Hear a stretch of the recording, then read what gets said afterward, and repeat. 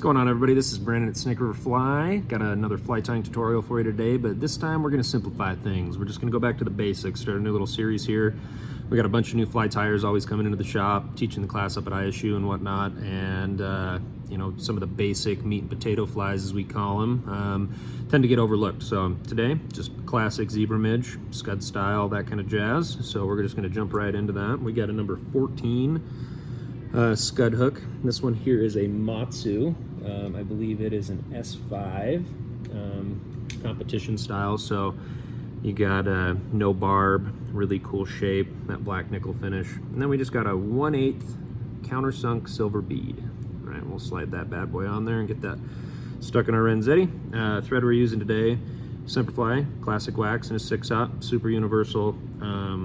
Cover a lot of your bases, not just in tying like your midge stuff. So what we're going to do here, since we got that bead set on, and main thing that we're going to talk about with the bead is that countersunk. You have one side that has kind of a cone shape, the other side just has the small hole.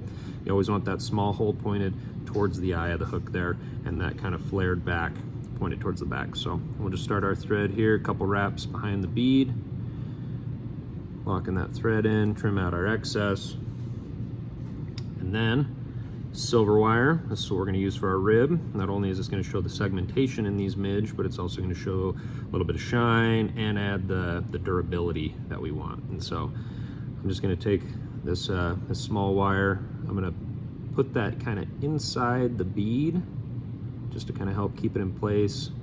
A couple loose wraps, and then I'm just going to bring my thread, touching wraps, so there's no hook or wire shining through. We're going to bring that quite a ways down the bend, and so we got our wire now tied in, and now we're just going to repeat that step moving forward.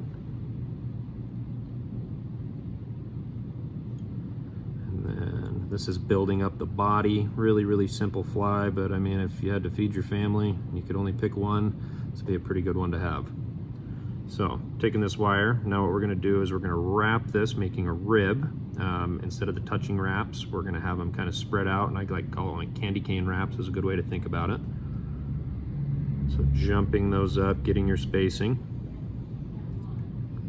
And I don't like these to be super tight. I like a pretty decent spread to where I could fit maybe 2 or 3 more wraps of wire in between each one. One of the main things when we're tying off materials is we always want to end on the top of the hook. So we got our wire up here. We're going to give it 2 loose wraps behind the bead. We'll pull down tight, and then a couple in front. The reason that we want to layer that over or have our materials stop there on the top is that way when we go to cut it out or wiggle it out, we don't accidentally cut our thread. Cool thing about wire is once you get it tied in, you can come in and we call it helicopter. Just rotate that around, pops right off, and you get a really nice clean finish. Final step here, the whip finish tool. I'm gonna come in and just right behind the bead, I'm gonna whip finish over that. That's gonna cover up any sharp spots we had from our wire, and then also give us a really nice kind of cone and that taper into that you usually see in those natural insects. And so then we'll come in, cut our thread off, and there you have it. The zebra midge. You know, it's a classic, it's been around forever. It's got probably more fish than just about any other pattern on the planet. Could come in here, give it some glue, you know, really beef it up if you needed to, but that is the zebra midge. We appreciate you watching, and we'll see you on the next one.